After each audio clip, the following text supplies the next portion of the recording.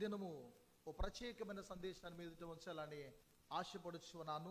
దయచేసి అందరూ గమనించవలసిందిగా మనం చేస్తున్నాం. కొంచెం శ్రద్ధగా మీరు ఆలకిస్తే ఈ వాక్యం మీ యొక్క జీవితంలో మీ ఆత్మీయ బ్రతుకులకు చాలా మేలుకరంగా ఆశీర్వాదకరంగా దోహదపడుతూ ఉంటుందని తెలియజేస్తున్నాను.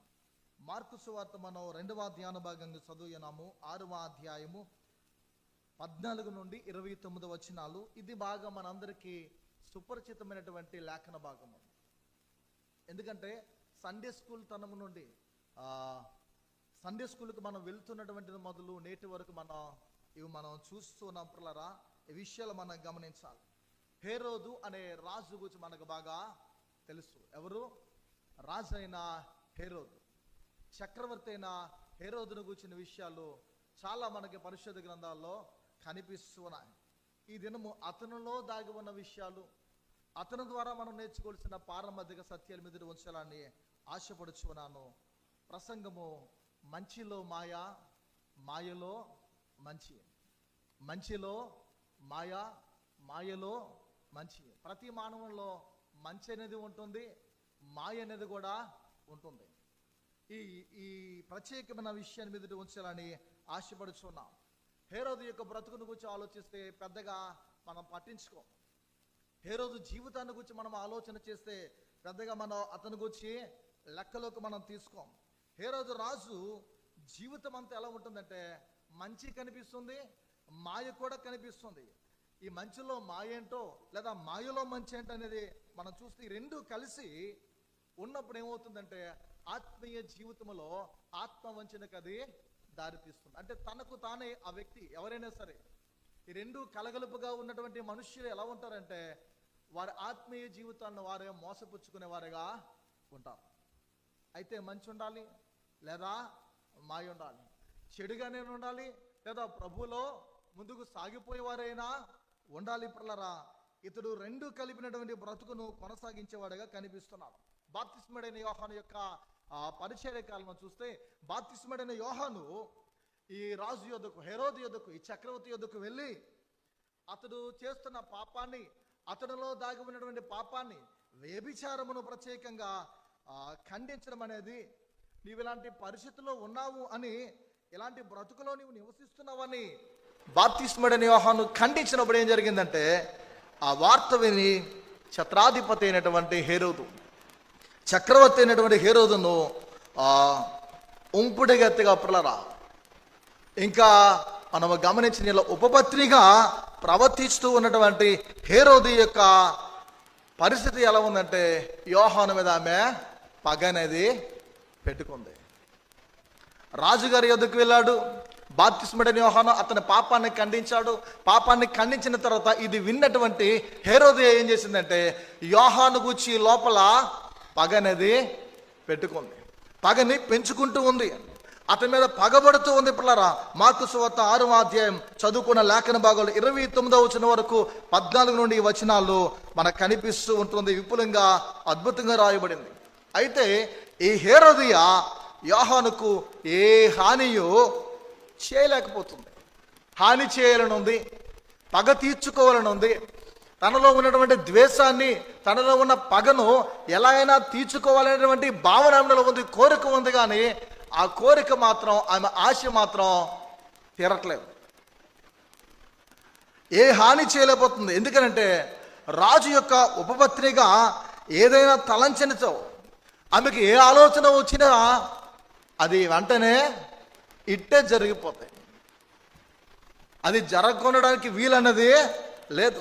ఏదైనా అడ్డు రాగలదా ఆమె ఆలోచన కంటే ఏది కూడా నిస్సందేహంగా రాదు అని ప్రాక్టికల్గా మనం ఆలోచన చేస్తే ఇట్టే అర్థమైపోతుంది. కానీ ఇక్కడ ఆశ్చర్యం ఏంటంటే ఆమె ఆలోచనకు, ఆమె కోరికలు నెరవేర్పుకు రాజుగారు అడ్డుగా ఉన్నారు. హేరోదు అడ్డుగా నిలుస్తున్నాడు. హేరోదు ఆమెకు ఆటంకంగా కనిపిస్తున్నాడు. హేరోదు యొక్క ఆలోచన ఎలా ఉందంటే ఎలా అయినా యోహాను మీద పగను తీర్చుకోవాలనే ఆలోచన. కానీ ఆమె ఆలోచనకు అడ్డుగా ఎవరు కనిపిస్తున్నారంటే హేరోదు మాత్రమే కనిపిస్తూ ఉండడం అనేది ఆశ్చర్యం. 19వ వచనం ఒకసారి చదువుకుందాం పిల్లరా. హేరోదియా అతని మీద పగపట్టి అతని చంపింపగోరని గాని ఆమె చేతగాకపోయెను. ఏం చేస్తుంది ఇక్కడ? అతన్ని చంపింపగోరని గాని ఆమె చేత కాకపోయెను. ఆమెకి చంపేయాలన్నంత ఆలోచన, అంత పగ ఉంది, కానీ ఆమె వల్ల కావట్లేదు. చంపించలేకపోతూ ఉండడం అనేది లేఖనాలు స్పష్టంగా వ్రాయబడింది పిల్లరా. ఎందుకంటే రాజుగారికి, హేరోదుకి యోహాను అంటే భయం. బాప్తిస్మీయుడైన యోహాను అంటే భయం. ఈ రాజుకే కాదు, నీతిమంతుడన్నా, భక్తి గలవాడైనా, దేవుని కొరకు నిక్కచ్చిగా నిజాయితీగా బ్రతికే వాడి ఎదుట ఎలాంటి భక్తిహీనుడైనా, ఎలాంటి పాపాత్ముడైనా, ఎలాంటి అహంభావంతో కొట్టుకుపోయిన వారైనా సరే భయపడి తీరుతారు. ఈ బాప్తిస్మయుడైన యోహాను అంటే హేరోదుకు మహా భయంగా కనిపిస్తుంది. ప్రియా దేవుని సంగమా, ఈ విషయాన్ని మనం గమనించాలి. అది కూడా 20వ వచనంలో రాయబడుతుంది. అసలు చూద్దాం.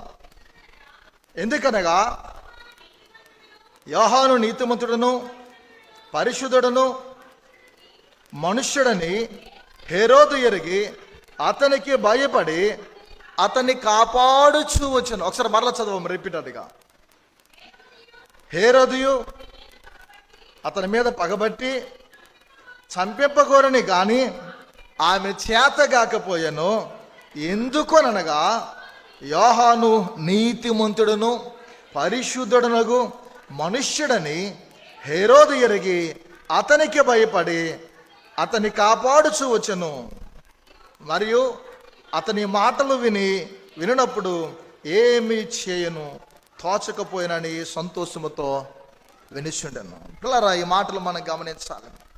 20వ వచన ప్రకారంగా చూస్తే అతడు నీతిమంతుడు అన్న సంగతి, అతడు పరిశుద్ధుడు అన్న సంగతి ఎరిగి పరిశుద్ధమైన జీవితాన్ని కొనసాగిస్తున్నాడు, జీవిస్తున్నాడు అని గమనించినటువంటి హేరోదు బాప్తిస్మీయుడైన యోహాను కాపాడుతూ సంరక్షిస్తూ వస్తున్నట్లు వాక్యాధారము కనిపిస్తుంది.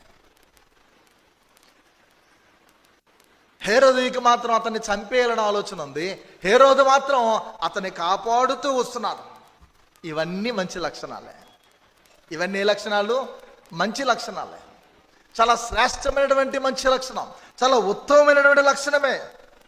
ఇతనికి భక్తి గలవారన్నా బాప్తిస్మయుడైనటువంటి యోహాను గురించి ఇక్కడ వ్రాయబడి ఉన్న ప్రకారంగా హేరోదు ద్వారా మనం తెలుసుకోవాల్సింది, హేరోదుకి భక్తి గలవారన్నా, లేకపోతే ఎప్పుడారా అలాంటి మనుషులు ఎవరైనా ప్రభు కొరకు జీవించేవారు, లేదా నీతి కలిగి జీవించేవారు, నిజాయితీగా జీవించేవారు, భక్తితో ఉన్నవారంటే వారిని పరామర్శించడం అన్నా ఇతనికి చాలా అలవాటు. కానీ ఇతను నీతి యందు భయము అనగా నిజానికి, సత్యానికి నిత్యము ఎల్లప్పుడూ భయపడే మనుష్యుడు హేరోదు అని రాజును గురించి మనం చెప్పుకోవచ్చు. పరిశుద్ధతల యందలి భక్తి ఎంత ఎక్కువగా హేరోదుకు ఉందో మనం ఇక్కడ ఇట్టి ఆలోచన చేయొచ్చు.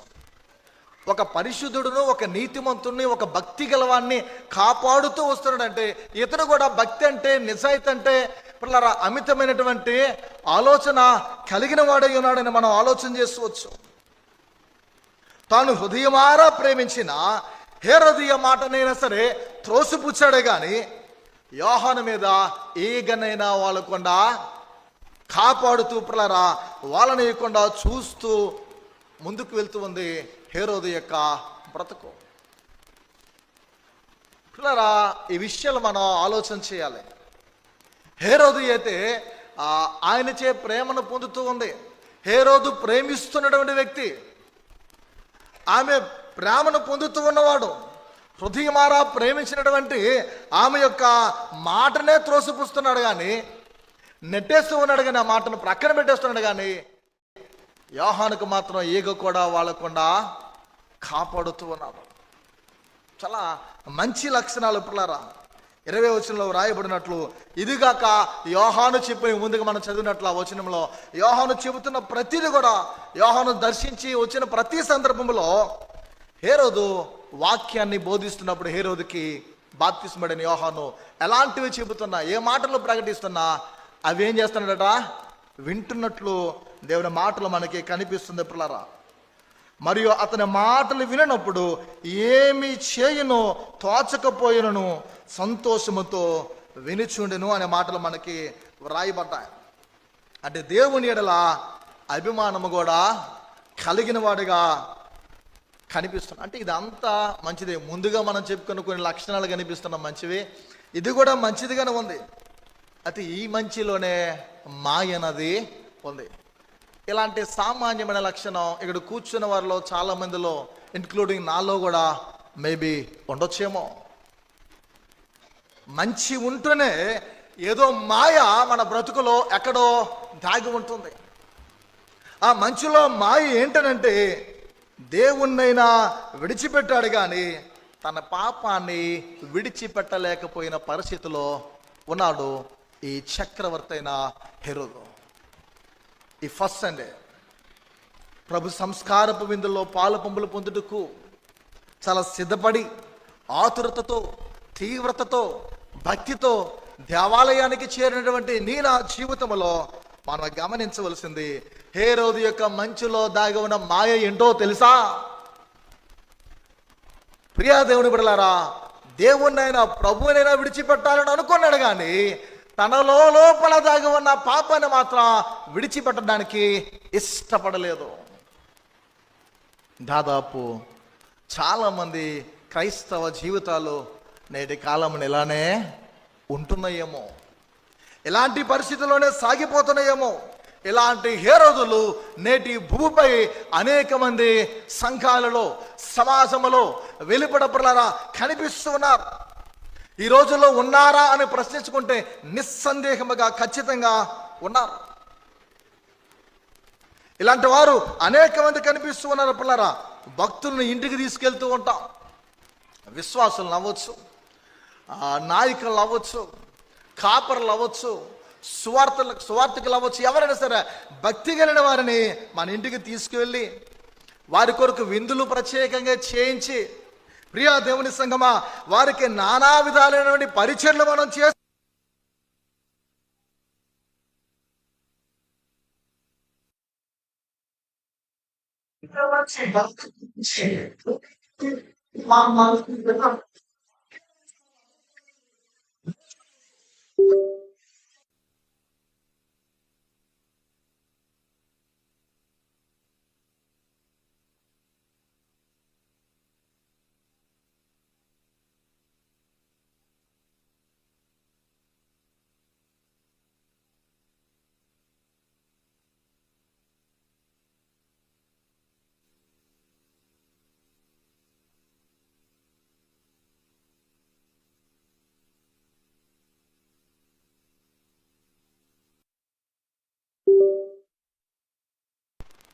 నీవు కానీ నేను కానీ అనేకులు పిల్లరా ఎరిగినటువంటి వారు, మనం ఎరిగిన వారు ఉంటారు, మనకు తెలిసిన వారు ఉంటారు.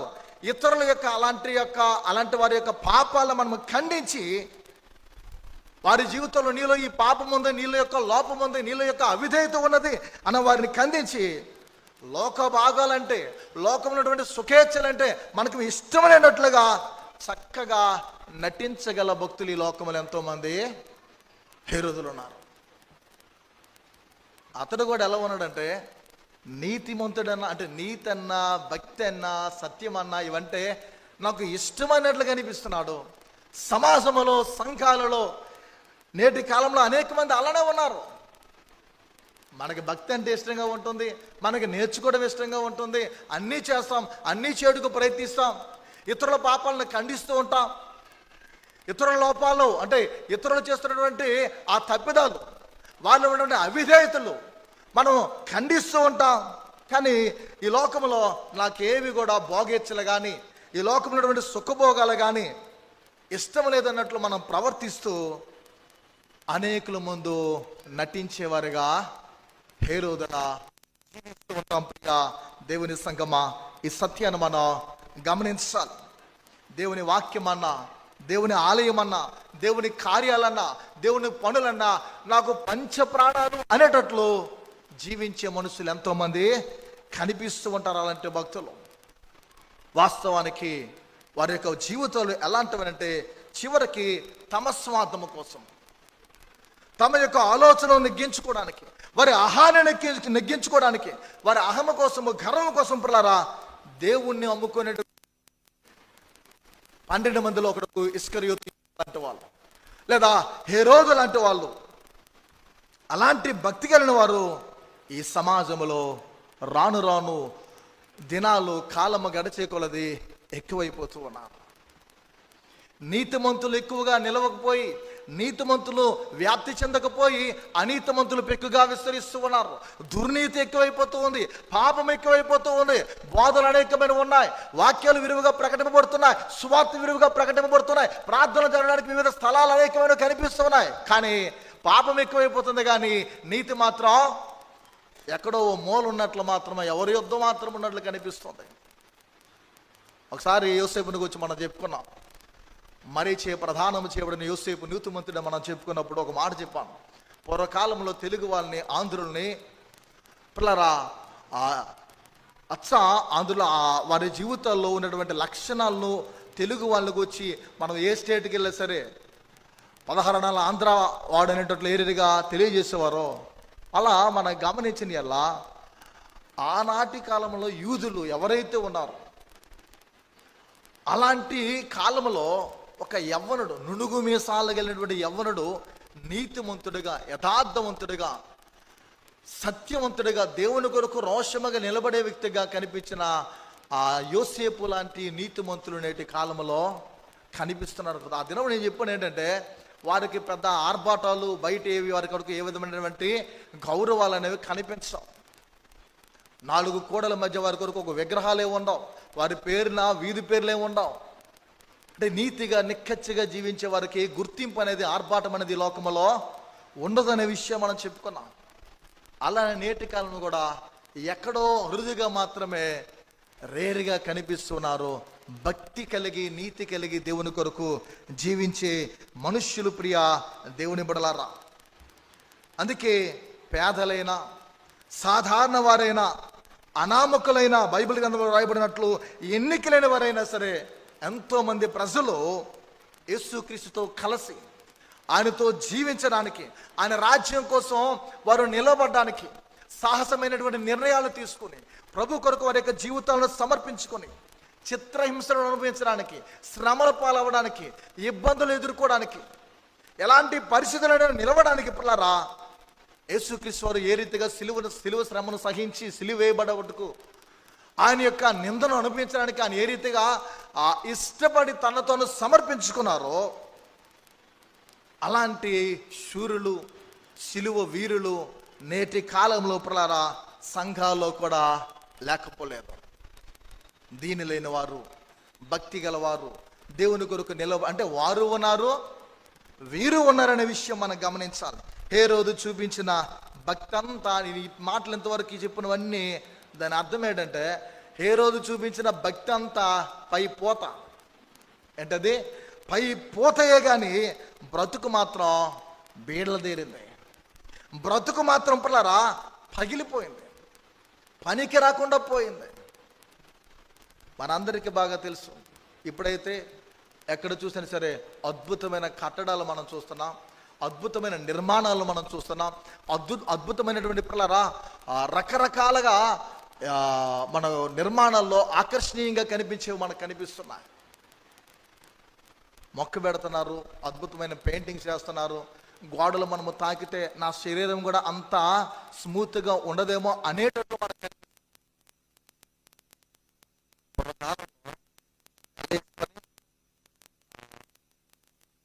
గమనించిన ఎలా ఎల్లేసుకుని ఏం చేస్తారంటే, సున్నం వేసినటువంటి వాటి అవి కొంత కాలానికి లేదా కొన్ని దినాలకి ఏమి అంటే అవి అలా పగిలి అచ్చొచ్చులు అలా రాలిపోయాయి. అలాంటి పోత భక్తి కలిగిన వాడు హేరోదు. అలాంటి పోత భక్తి కలిగిన వారు క్రైస్తవ సమాజంలో ఎక్కువైపోతున్నారు.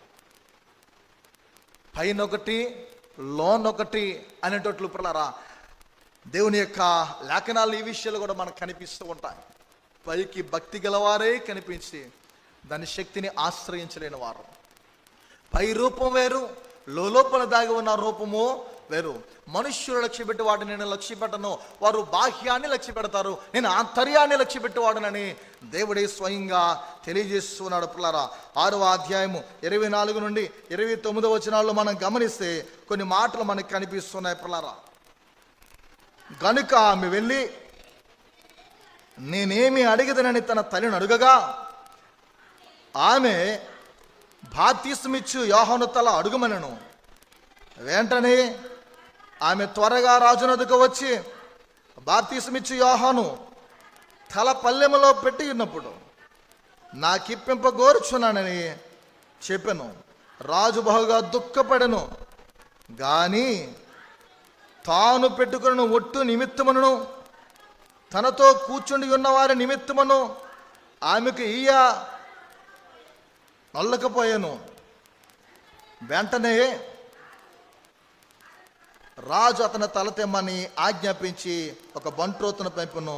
వారు వెళ్ళి చెరసాల్లో అతన్ని తలగొట్టి, చాలమ్మా, ఆమెకు ఈయను అననొల్లకపోయిన మాట రాయబడుతుంది. పిల్లరా, నేను ఇవ్వలేను అని అనలేకపోయాడు.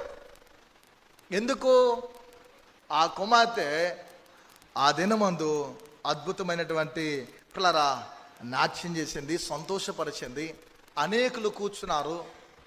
10 మందిలో తన యొక్క ఆలోచనను, 10 మందిలో తన మాటను ఒక దినమందు పిల్లరా నిలవబెట్టుకోవడానికి, లేదా తన మాటను నెగ్గించుకోవడానికి, తన ఆలోచనను నెగ్గించుకోవడానికి పిల్లరా ఏ యోహానునైతే ఈగ వాలకుండా కాపాడుతూ వచ్చాడో, ఏ వ్యక్తి అయితే నీతిమంతుడు అనుకున్నాడో, ఏ వ్యక్తి అయితే పరిశుద్ధుడు అనుకున్నాడో, ఏ వ్యక్తికి అయితే భయపడుతూ ఉండేవాడో, ఆ యోహాను యొక్క తలను ఖండించి తీసుకురమ్మని పిల్లరా నేరుగా అదే రాజు ఆజ్ఞను జారీ చేశాడు. శిరచ్ఛేదనము చేయమన్నాడు. పిల్లలు భయంకరమైనటువంటి పాపం, భయంకరమైన పాపాన్ని మూటగొట్టుకుంటున్నాను అని హేరోదుకు తెలుసు. మనకు కూడా కొన్ని పాపాలు మనం చేస్తున్నప్పుడు ఇది నేను చేస్తున్నది భయంకరమైన తప్పిదము, భయంకరమైన పాపము, ఇది చేస్తూ కూడా నేను లార్డ్ సప్పర్లో ప్రభు యొక్క సంస్కారం నేను ఉంటున్నాను, నేను దేవుని సన్నిధిలో ఉంటున్నాను మనకు తెలిసి కూడా తెలిసి పురుషోత్తం చౌదరి గారు అన్నట్లు ఎరిగి మనం పాపంను చేస్తూ మన యొక్క బ్రతుకును ముందుకు కొనసాగిస్తున్నాం. ఇతనికి బాగా తెలుసు, కానీ 10 మందిలో నేను నవ్వుల పాలో కాకూడదు, నలుగురిలో నా మాట నెగ్గించుకోవాలి, 10 మందిలో నా యొక్క ఆలోచన ఏంటంటే, నా ఉద్దేశం ఏంటంటే, నాకున్నటువంటి ఈ పలుకుబడి కానీ, నాకున్నటువంటి ఈ గౌరవం కానీ పోకూడదు. ఇదేంటి రాజు ఎలా చేశాడని నలుగురు నేను అనిపించుకోకూడదు, నా మాట నెగ్గాలి. ఎందుకంటే తను ఏది కోరుకున్నా ఇస్తానని చెప్పాడుగా. తల్లి చక్కటి సలహా ఇచ్చింది. ఏంటి సలహా అంటే, ఎవని కొరకు పగబెట్టుకుందో, ఎవని కొరకు ఆలోచిస్తూ ఉందో వాని తలను తీసుకొని రమ్మని చెప్పాడు. అందుకే ముఖం మీద మన తప్పిదాన్ని ఎవరైనా హెచ్చరిస్తే ఏం చేస్తా? వాడి మీద ఎప్పుడు పగ తీర్చుకోవాలా, వీడిని ఎలా నలుగురు నవ్వులు పాలు చేయాలా, అయ్యో నా మేలు కోరి కదా నాకు సలహా ఇచ్చాడు, హితోపదేశం చేశాడు, నా కౌన్సిలింగ్ చేశాడు, నన్ను ప్రేమించి నా మేలు కోరి కదా నాకు గాయాన్ని చేశాడు. పగవాడు ముద్దులు పెడతాడు, పగవాడు నేను పొగుడుతూ ఉంటాడు, ఒకేసారి ముంచేస్తాడు. ముంచేసే వాళ్ళు మనుషులు నమ్ముతారు, కానీ గాయాలు చేసే వాళ్ళని, ప్రేమించే వాళ్ళని మానవపురం మనుష్యులు అనేవారు నమ్మరు అని బైబిల్ ఎప్పుడో చెప్పేసింది.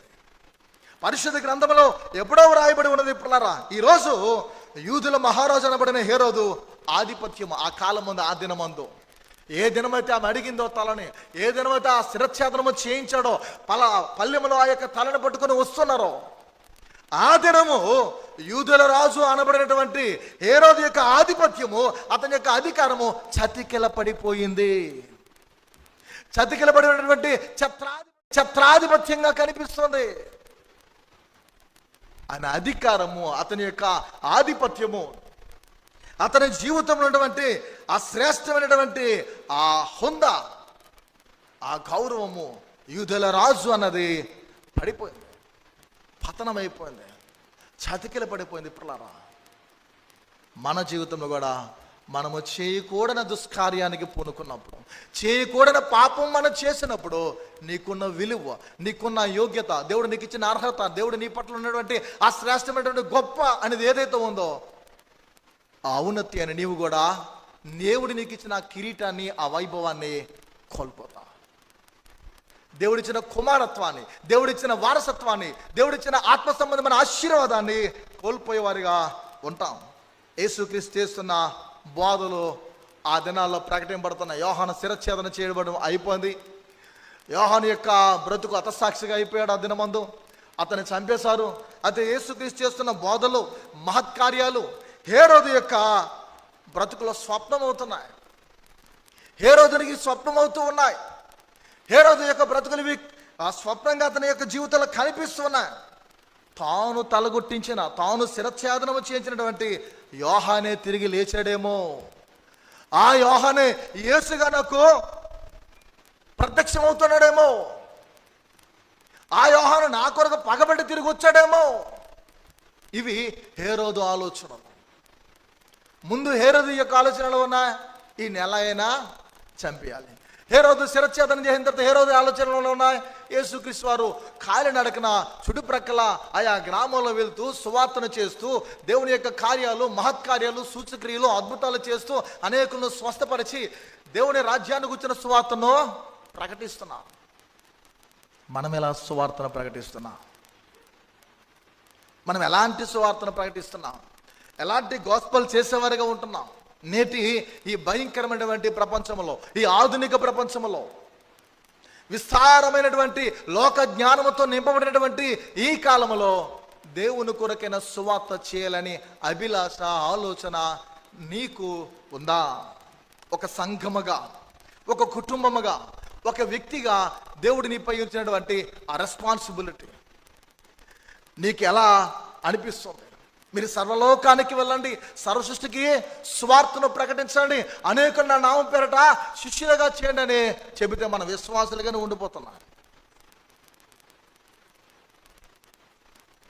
ఏదైనా సంఘ కాపరి గారు ఒక ప్రసంగాన్ని, చరిత్రను ఉద్దేశించి మాట్లాడారంటే కొంతమందిని డిస్కస్ చేయాలి, కొంతమంది ఇంటికి వెళ్ళేటప్పుడు మాట్లాడాలి.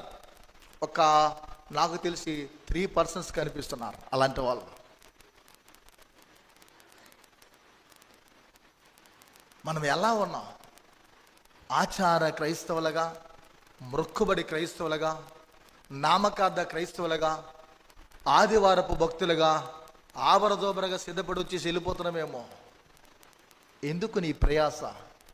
దేని కొరకు నీవు చేస్తున్నది? ఎవరి కొరకు చేస్తున్నావు? నీ కొరకు నీవు చేస్తున్నావా?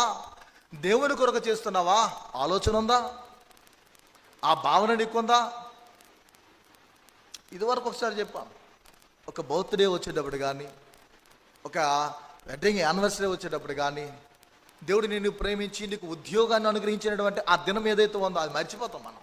ఆ దినం వచ్చినప్పుడు కానీ కాపరి దగ్గరికి వెళ్ళి ప్రార్థించుకోవాలని, పోను కాపరి దగ్గరికి రావాలనే ఆలోచన లేకపోతే, కొత్తగా దేవుడు నిన్ను ప్రేమించి ఏ చర్చిలో లేనట్లు ప్రేయర్ టవర్ ఒకటి ప్రేయర్ టవర్లు చాలా చర్చలు ఉన్నాయి, కానీ రెగ్యులర్గా ప్రార్థన చేయడం, అందులో సంఘ నాయకులందరూ కలిసి ప్రార్థించడం నేను చూడలేదు. సంఘ నాయకులతో కలిసి శుక్రవారం జరుగుతుంది, బుధవారం స్త్రీలు చేస్తున్నారు, యవ్వన బిడ్డలు చేస్తున్నారు, మాడుకున్నవారు అంటే హాజరవ్వలేని వారు అనేకులు ఉన్నారు. అంటే వచ్చే వాళ్ళే సంఘస్థులా? వీళ్ళదే చేర్చా, మిగిలిన వారి కాదా? మీకు ప్రేమ లేదా? మీకు ఆలోచన లేదా? వెళ్ళాలనేటువంటి తీవ్రత లేదా? ఆ మంట, ఆత్మ సంబంధమైన మంట మీలో పుట్టట్లేదా? ఖాళీగా ఉండి టీవీల దగ్గర ఉంటాం, క్రికెట్ చూస్తాం, సీరియల్స్ చూస్తాం, ఇలాంటి నాకు చెప్పబుద్దేయదు. లోక సంబంధమైనవి నాకు రావు కూడా. ఎంతైనా బిబిలికల్గా దేవుని యొక్క మాటలు నాకు చెప్పడం అలవాటు. ఇవి మనకు అలవాటు అయిపోయాయి. సినిమా రిలీజ్ అయితే వెళ్ళిపోతాం మూవీకి, కూర్చొని కబుర్లు చెప్పకపోతే గంటలు చెప్తా, కానీ 5 నిమిషాలు వాక్యం చెప్పియండి, 10 నిమిషాలు చెప్పియండి, 15 నిమిషాల్లో ముగించేయండి. వాక్యం 15 నిమిషాలు ముగించేయాలా? 5 నిమిషాలు ప్రసంగాలు అయిపోవాలా? 10 నిమిషాలు దేవుని వాక్యం అంటే దేవుడికి సమయానికి ఇస్తున్నావా? మనం కూర్చొని కబుర్లు చెప్పుకోవడానికి బాగా టైం ఉంటుంది. ఏ ఫంక్షన్కి వెళ్ళిన తర్వాత అంతా అయిపోయాక అక్కడే కూర్చొని ఉంటాం, వెళ్ళాం, కానీ ప్రసంగం అయిపోవాలి త్వరగా. ఎంత విడ్డూరపు క్రైస్తవులుగా తయారైపోతున్నామో. కొంతకాలానికి వస్తే ఏ ఫంక్షన్లో ఆ ప్రేయర్ కొరకైనా మనం పెడతాం. దేనికి పెడతాం? దేవుని స్తుతించాలని పెడతాం. ఏ ప్రార్థన కానీ అక్కడికి వెళ్ళిపోతుంది తెలుసా, భోజనాలకు వెళ్ళిపోయింది అది. ప్రియా దేవుని బిడ్డ, ప్రతి వారం వింటున్నాం ట్యూస్డే ప్రేయరు పెట్టుకోండి. ఎందుకు పెట్టుకోతారు? మీరు భోజనాలు అలవాటు చేస్తారు, మీరు టిఫిన్స్ అలవాటు చేస్తారు. 7 to 8 ఎక్కడైనా సరే కాటేజ్ ప్రేయరు 7 గంటల నుండి 7:20 వరకు పాటలు, 7:20 నుండి 7:25 వరకు ఆ స్క్రిప్చర్ రీడింగు, ఆ తర్వాత ప్రేయరు. పాస్టర్ గారు వాక్యం స్టార్ట్ అవుద్ది 7:30కి, 8 కల్లా క్లోజు. పలహారం పంచి పెడతారు, తీసుకుని ఎవరింటికల్లా వెళ్ళిపోవడం. అది కాటేజ్ ప్రేయర్. ప్రత్యేకంగా ఇంట్లో ఏదైనా పెట్టుకుంటే అప్పుడు నువ్వు ఏది పెడతావో, ఎంత ఖర్చు పెట్టి, ఎన్ని లక్షలు ఖర్చు పెట్టి నువ్వు భోజనాలు పెట్టినా నో ప్రాబ్లం. అలాగైతే ఖాళీ లేకుండా మా ఇంటి దగ్గర జరగాలనే ప్రారంభం వస్తుంది. కలిగిన వారు పెడతాడు, లేని వారు పెట్టరు. పెట్టాలని ప్రేయర్ ఉన్నా ఆగిపోతున్నారేమో. కొన్ని అందరూ చెప్పుకోలేరు కదా, మా పాస్టర్గా చెప్తారు ఏవైనా. అవునా కాదా? పిల్లరా, స్వార్థ విషయంలో మనం ఎలా ఉన్నాం? యేసుక్రీస్తు వారు చుట్టుప్రక్కల తిరిగి స్వార్థ అని చెప్తున్నారు. ఈయనకి ఏమనిపిస్తుంది అంటే, ఆయన గురించి విన్నప్పుడు, ఆ స్వప్నంలో కనిపిస్తున్నప్పుడు, నేను చంపించి శిరఛేదన చేయించినటువంటి ఈ యోహానే మరలా వచ్చేసాడేమరా బాబు అని భయము కలవరం అతనిలో కనిపిస్తుంది. తాను తలగొట్టించిన యోహాను తిరిగి లేచి ప్రత్యక్షమవుతున్నాడన్న భయం ఆవరించింది.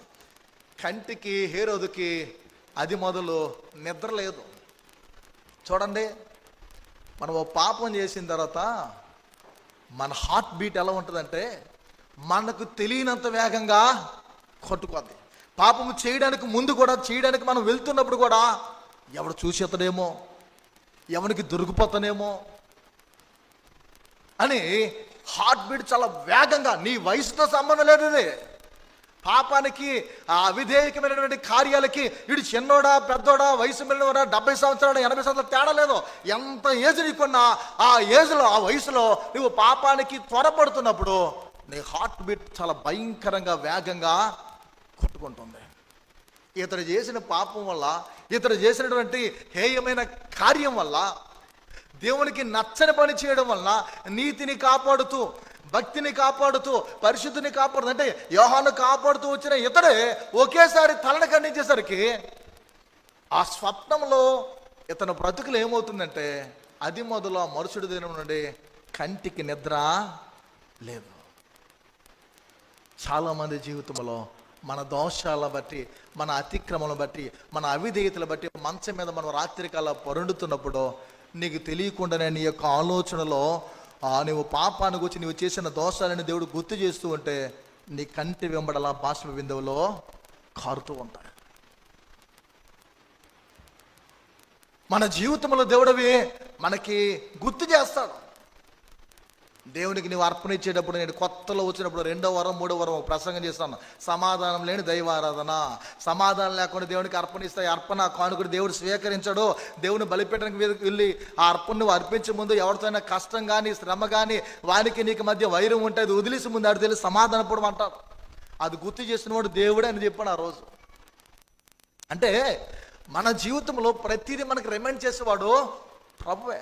మనకి జ్ఞాపకం చేసేవాడు, గుర్తొచ్చేటట్లు చేసేవాడు ఒక్క దేవుడే. పిల్లరా, యోహాను జీవితంలో ఒకసారి చూద్దాం. లూకాసు వార్త 23వ అధ్యాయము. యోహాను గురించిన ఆలోచన ఉన్నప్పుడు యేసుక్రీస్తు వారిని గురించి ఏమనుకుంటున్నాడో ఈ 23వ అధ్యాయము, ప్రత్యేకంగా లూకాసు వార్త 8వ వచనంలో ఒక మాట వ్రాయబడి ఉంది. పిల్లరా, హేరోదు యేసును చూచి మిక్కిలి సంతోషించెను. ఆయనకు వచ్చి చాలా సంగతులు విన్నదన ఆయన ఏదైనా ఒక సూచక్రియ చేయగా చూడ నిరీక్షించి బహుకాలము నుండి, బహుకాలము నుండి ఆయనను చూడగోరెను. యేసుక్రీస్తు వారు, యేసు ప్రభువారు చేస్తున్న బోధలు, మహత్కార్యాలు, అద్భుతాలు పిల్లరా హేరోదుకు స్వప్నమయ్యాయి. అతనికి నిద్ర లేదు, అతని జీవితంలో ఒంటికి నెమ్మది లేదు. ఏ క్షణాన యేసుక్రీస్తు ప్రత్యక్షమై నన్ను చంపేస్తాడా, యోహాను తలను తీసేశాడు కదా, నా ప్రాణం పోతుందా అనే భయములో అతడు బ్రతుకుతూ ఉన్నటువంటి కాలం అది. అలాంటి దినాల్లో యేసుక్రీస్తుని ఎలాగైనా చూడాలి, ఆయన చూడాలని ఆశ అతనిలో వచ్చింది. బహుకాలం నుండి చూడాలని కోరిక ఉంది పిల్లరా, ఆశించాడు. అతని భక్తి ఎంత ఫలహీనమైనదో, అతని భక్తి ఎంత ఫలహీనమైనదో అతని ఆశ కూడా ప్రియా దేవుని బిడ్డలారా ప్రయత్నం లేనటువంటి అడియాస అయిపోయింది. చూడండి, ఒక ఆశ ఉన్నప్పుడు ఆ ఆశ కొరకు మనం ఏం చేయాలి? ప్రయత్నం చేయాలి. ప్రయత్నం లేనిది ఏమైపోతుంది అంటే అడియాసగానే మా కుమారుడికి పెళ్ళి అయిపోవాలి, మా కుమారుడికి పెళ్ళి అయిపోవాలి, మా కుమారుడికి పెళ్ళి అయిపోవాలని మనం ఇంట్లో కూర్చుంటే అవుతుందా? నా చెయ్యిపోతే స్వస్థపరచబడాలని అని ఇంట్లో కూర్చుంటే అవుతుందా? మనం ప్రయత్నం చేయాలి కదా. నీ ఆశ, నీ ఆలోచన, నీ కోరిక నెగ్గాలి, నెరవేర్చబడాలంటే మానవ ప్రయత్నం మనం చేయాలి. ప్రభుకు తెలియచేసి ఇతనికి ఒక ఆశ ఉంది, యేసుక్రీస్తుని చూడాలి. ప్రియా దేవుని, ఇతని భక్తి ఎంత ఫలహీనమైనదో అతని ఆశ కూడా ఎలా అయిపోయిందంటే ప్రయత్నం లేనటువంటి అది ఆశ అయిపోయింది. ప్రయత్నం చేయలేదు యేసుక్రీస్తుని చూడాలని, కానీ బహుకాలం నుండి చూడాలనే ఆశ మాత్రం అతని యొక్క జీవితంలో కలిగి ఉన్నాడు. పిల్లరా, ఈ 23వ అధ్యాయము 8వ వచనంలో వ్రాయబడి ఉన్న ప్రకారంగా గమనించాలి. ఒకసారి 7వ వచనం చూద్దాం. అదే 23వ అధ్యాయము. ఆయన హేరోదు అధికారం కింద ఉన్న ప్రవేశింపవాడని తెలుసుకొని హేరోదునొద్దకు ఆయనను పంపెను. హేరోదు ఆ దినములలో యెరూషలేములో ఉండెను. అంటే యేసుక్రీస్తు వారు, మన వాడికి వెళ్దాం, యేసుక్రీస్తు వారు పాపులను హతమార్చడానికి, అంటే పాపులను చంపడానికి ఈ లోకంగా ఆయన రాలేదు. పాపులను ఆయన ప్రేమించాడు, పాపులతో ఆయన సహవసించాడు, పాపుల మధ్య ఆయన నివాసం చేశాడు. పిల్లరా, వారి కోసము తానే హతుడై తను తానే ఒక అర్పణగా బలిగా అని సమర్పించుకొని వాళ్ళు బ్రతకాలని ఆయన ఆకాంక్షతో దీక్షతో యేసుక్రీస్తు వారు జీవించారు. అందుకే పాపులు బ్రతకాలి, వారి పాపము చంపివేయబడాలి, వారు కూడా నీతిమంతులుగా చేయబడాలని పాపుల్ని దర్శించడానికి లోకానికి ఆయన వచ్చారు. అయితే ఒక కాలం వచ్చింది, యేసుక్రీస్తు వారు సిలువ ఘట్టానికి వచ్చే సమయం దాపురించింది. ఆయన పట్టుకున్నారు, ఆయన అప్పగించారు, పిలాతు దగ్గర తీసుకెళ్లారు. పిలాతు దగ్గర తీసుకెళ్ళిన తర్వాత పిలాతు హేరోదు యొద్దకు పంపించడం అనేది మనం చదువుకొని ఉన్నాము. హేరోదు యొద్దకు పంపిస్తున్నారు. పిల్లారా, హతుడైన హేరోదు మన గమనించిన హతుడైనటువంటి వ్యక్తి బాప్తిస్ముడైన యోహాను ఏ రీతిగా అయితే హతసాక్షిగా మారాడో, చంపేశారు అతన్ని. ఆ తర్వాత యేసుక్రీస్తు యొక్క కాలం దాపురించింది. ఆయన సిలువ వేసే పరిస్థితి ఎదురవుతుంది. ప్రజలందరూ సిలువేయమంటున్నారు. అంతకుముందే దావీదు కుమారునికి జయము జయము, సర్వోన్నతుని కుమారునికి ఆ మహిమైనట్లు స్తుతించి స్తోత్రించి ఆయన ఎంతగానో వారు కనిపించారు, ఆయన రాజుని ఆరాధించారు. ప్రియా దేవుని బిడ్డలారా, ఆయన సిలువ వేసే సమయంలో జరిగింది ఏంటంటే, హంతకుడైన హేరోదుకు తనను యేసును చూడాలనే అతని ఆలోచన, యేసుక్రీస్తును చూడాలనేటువంటి ఆశ అయితే ఉంది. అతడు అనుకున్న సమయంలో యేసుక్రీస్తు వారు వెళ్ళలేదు. యేసుక్రీస్తు వారు అనుకున్న సమయంలో అతని దగ్గరికి వెళ్ళడం కనిపిస్తుంది. అతడు ఆశపడ్డాడు, కానీ అతడు ప్రయత్నించలేదు. దేవుడు అనుకున్నాడు. యేసుక్రీస్తు వారు ప్రత్యేకంగా అతని ఆశను ఎరిగి సంఖ్యలతో హేరోదును దర్శించాడు. పిలాతు పంపించిన హేరోదు యొద్దకు అది దేవుని యొక్క ప్రణాళిక. పిల్లలు, కొన్ని విషయాలు చెప్పి ముగించుకుందాం. హేరోదును సంఖ్యలతో బంధించబడి హేరోదు యొద్దకు యేసుక్రీస్తు వారు వెళ్ళారు, నిలబడ్డారు. సంఖ్యలతో బంధించబడి నిలబడ్డారు. పిల్లరా, మనకి లూకాసు వార్త 23వ అధ్యాయము 6 నుండి వచనాలన్నీ మనం చదువుకుంటే అర్థమవుతుంది. పిలాతు ఈ మాట విని, ఈ మనుష్యుడు గలిలీయుడా అని అడిగి, హేరోదు అధికారం కింద ఉన్నాడని, ఆ ప్రదేశపు వాడని హేరోదు యొద్దకు పిలాతు పంపిస్తాడు. పిల్లరా, హేరోదు యొద్దకు పంపినది పిలాతు, గాని అలా చేయించింది మాత్రం దేవుడు, అలా నడిపించింది మాత్రం దేవుడు. పిల్లరా, హేరోదు యేసును చూచుట ఇదే ప్రథమం. మొట్టమొదటిసారి మనం గమనించిన హేరోదు యేసుక్రీస్తును చూడడం ఇదే తొలిసారి, ఫస్ట్ టైం. జాగ్రత్తగా గమనిద్దాము పిల్లరా. మొదటిసారి చూస్తున్నాడు, కడపటిసారి కూడా, అంటే చివరిసారి కూడా ఇదే. ప్రథమం ఇదే, అంతిమ కూడా ఇదే. ఆ దినమే చూశాడు, అదే కూడా చివరగా చూడడం అని మనం గమనించాలి. పాపులమైన మనల్ని యేసుక్రీస్తు వారు, పాపములో జీవించినటువంటి మనల్ని ప్రభువారు ఎప్పుడు ఏ పరిస్థితుల్లో ఎలా మనల్ని ఆయన దర్శిస్తాడో మనకి తెలియదు. మనం పాపములో ఉన్నప్పుడు ఆయన మనల్ని ఏ పరిస్థితుల్లో దర్శిస్తాడో మనకు తెలియదు. మనం తెలుసుకున్న దర్శనాన్ని పిల్లరా సద్వినియోగం మనం చేసుకుంటే మనము ధన్యులుగా ఉంటాం. ఎందుకంటే యెరూషలేము ప్రాంతాన్ని ఉద్దేశించి చక్కటి మాట అయినా పలుకుతూ ఉంటారు పిల్లరా. యేసు మళ్ళీ హేరోదుకు అగుపించలేదు.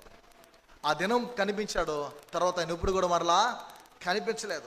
యేసును చూడగానే ఆ 8వ వచనంలో రాయబడినప్పుడు మిక్కిలి సంతోషించాడు. ఎలా అంట?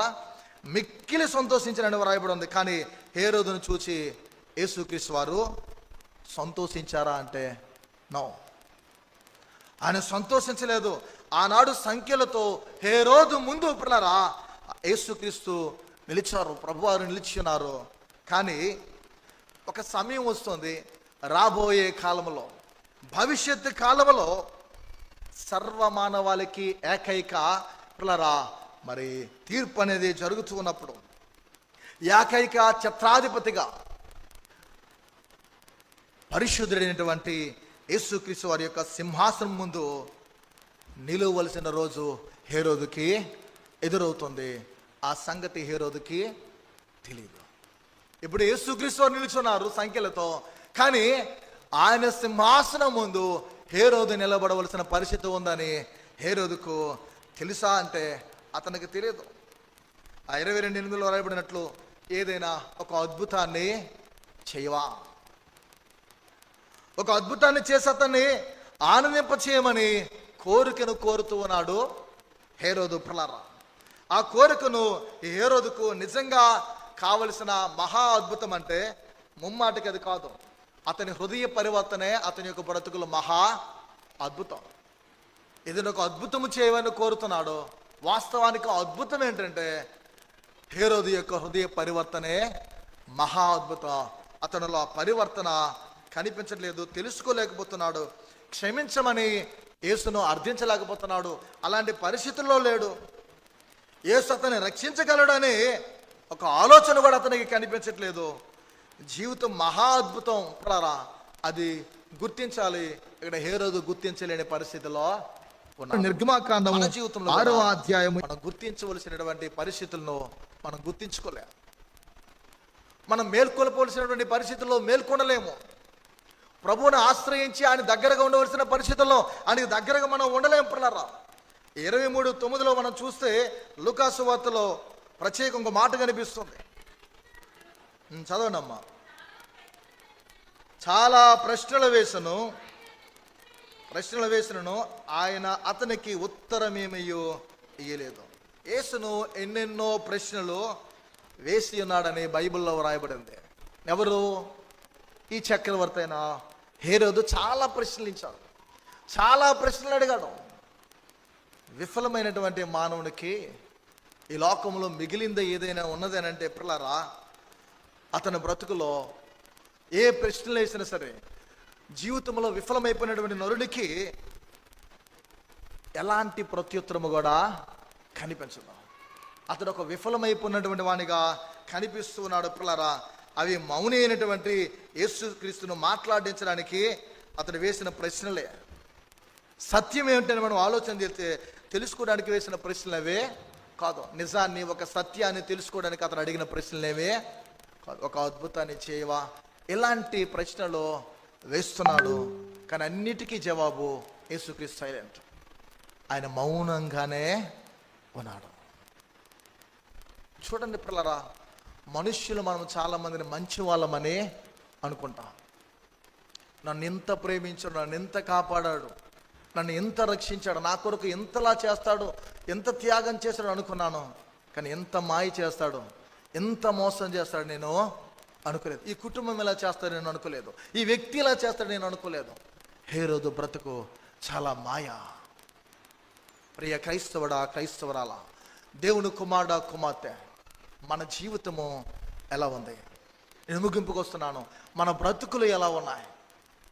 మనం ఎలా ఉంటున్నాం ఇతరుల పట్ల, ఏ రీతిగా మన జీవనాన్ని, మన బ్రతుకును మనం కొనసాగిస్తున్నాం, ఎలా మనం ఉంటున్నాం, 10 మంది మనల గురించి ఏమనుకుంటున్నారు అనేది ప్రక్కన పెట్టి ముందుగా దేవుడు నీ కొరకు ఏమనుకుంటున్నాడు, నీ రక్షణ విషయంలో నమ్మకత్వం కలిగి నీవు ఎలా నడుస్తున్నావు. హేరోదు ప్రశ్నలకు యేసు జవాబు చెప్పలేదు, ఆయన మౌనమే కేవలం జవాబు. ఆయన నెమ్మదిగానే ఉన్నాడు. ఒకరోజు యేసు ముందు ముద్దాయిగా నిలవబోయే హేరోదు కనిపిస్తాడు. ఆ దినముందు హేరోదుతో కూడా మేబీ మన బ్రతుకులు బాగోపోతే, మన రక్షణ జీవితం బాగోపోతే నీవు నేను కూడా ఆ స్థలంలో ఉండవలసి ఉంటుందేమో. మన జీవితాలు బాగుంటే, మన రక్షణ బాగుంటే మనము పరలోకములో దేవునితో ఉండే ధన్యతను దేవుడు ప్రసాదిస్తాడు. పిల్లరా, అడిగిన ప్రశ్నలకు, దేవుడు అడిగిన ప్రశ్నలకు అప్పుడు మౌనంగానే ఆయన వేసిన ప్రతి ప్రశ్నకి హేరోదు తలంచి వాళ్ళని ఉండవలసిన పరిస్థితి వస్తుంది. ఇంతకీ తాను రాజనన్న సంగతి యేసు గుర్తించేందుకు పిల్లరా గమనించిన ఇలా పరిహాసం కోసం అతడు రాజవస్త్రాన్ని యేసుక్రీస్తు వారికి ధరింపజేస్తాడు. మనం ఎక్కువ లెంట్లు ఈ మాట వింటాం పిల్లరా. 22వ అధ్యాయము మనం చదువుకుని ఎలా చక్కటి మాటలు మనకి వ్రాయబడుతూ ఉన్నాయి పిల్లరా. లేఖనానుసారం 23వ అధ్యాయం అక్కడ వ్రాయబడిన ప్రకారం లూకాసు వార్త మనం చూస్తే 11వ వచనం, హేరోదు తన సైనికులతో కలిసి ఆయనను తృణీకరించి అపహసించి ఆయనకు ప్రశస్తమైన వస్త్రము తొడిగించి పిలాతునొద్దకు మరలా పంపెను. ఇంతకీ తాను రాజనన్న సంగతి యేసు గుర్తించేందుకు పరిహాసము కోసం, అపహసించడం కోసం రాజవస్త్రాలను ధరింపజేశాడు. హేరోదు అది పరిహాసమే అనుకున్నాడు. అపహాసం చేస్తున్నాను, గేలికి చేస్తున్నాను అనుకున్నాడు. కానీ నిజానికి అతడు పరిహాసంగా చేసిన అది ప్రవచనం, అది ఒక ప్రవచనం. ఎందుకంటే ఈయన నిజంగా దైవ కుమారుడు, ఈయన విధంగా ప్రభువారు యూదులకు రాజు అయి ఉన్నాడు. పిల్లరా, ఈ యేసు ఎప్పటికీ ఎన్నటండకి రాజవస్త్రాలు ధరించుకునే ఉన్నాడు. కానీ హేరోదు కుటుంబీకులు అది మొదలు పిల్లరా మరలా రాజవస్త్రాలు ఎవ్వరు కూడా ధరించలేదు.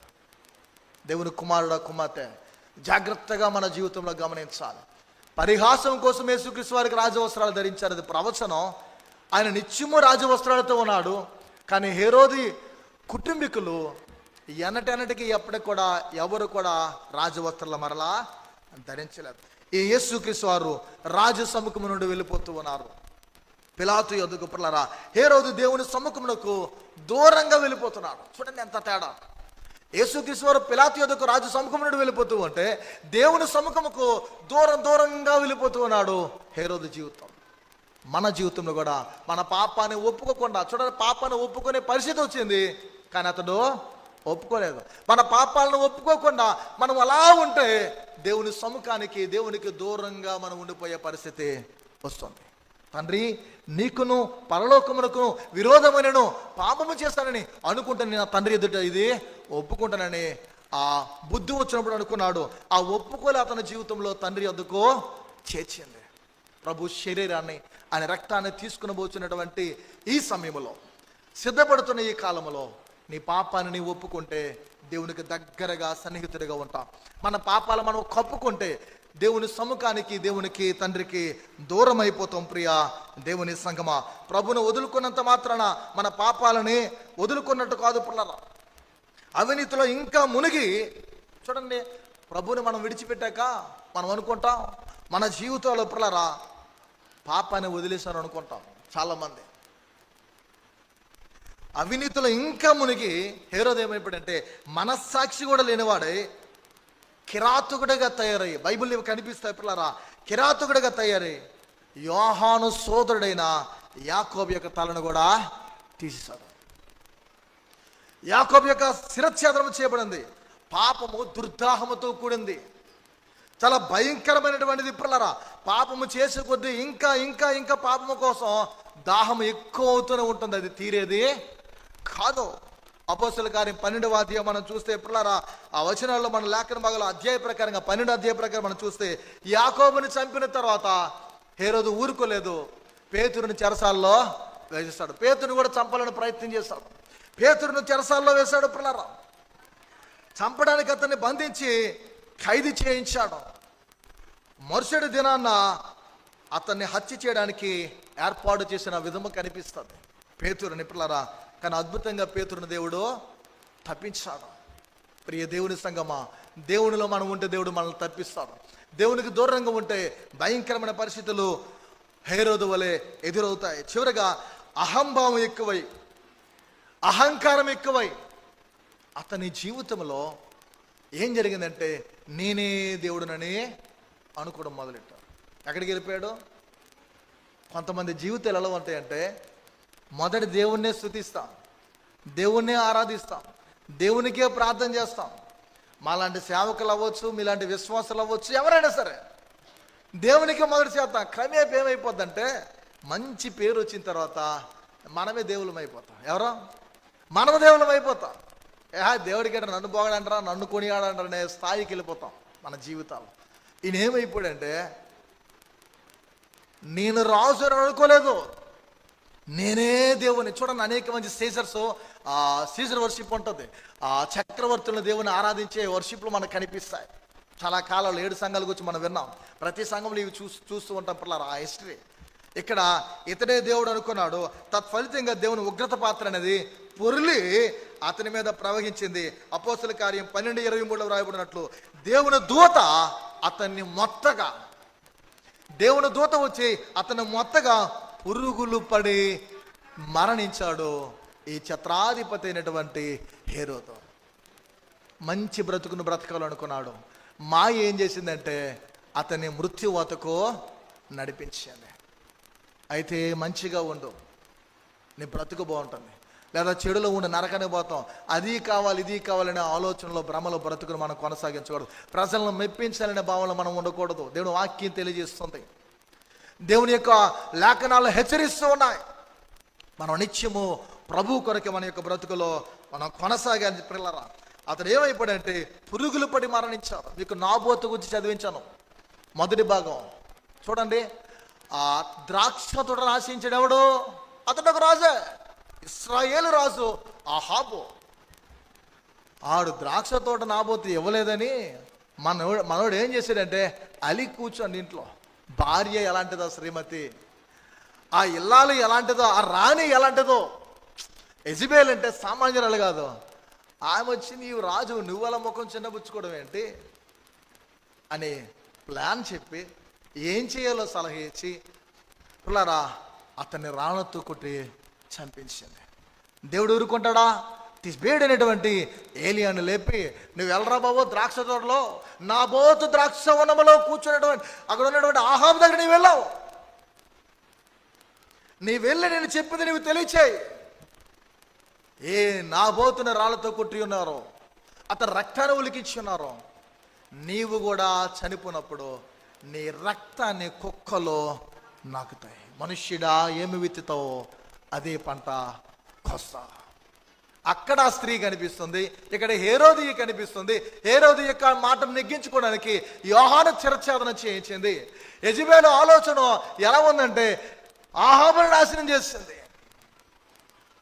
పిల్లరా, పాపము చిన్నదవచ్చు, కోరిక అల్పమైనది చిన్నదవచ్చు, కానీ అది చివరికి ఏమైపోతుందంటే మరణానికి, నిత్య నరకానికి దారి తీస్తుంది. పిల్లరా, ఇది చతికిలపడినటువంటి హేరోదు యొక్క ఛత్రాధిపత్యము.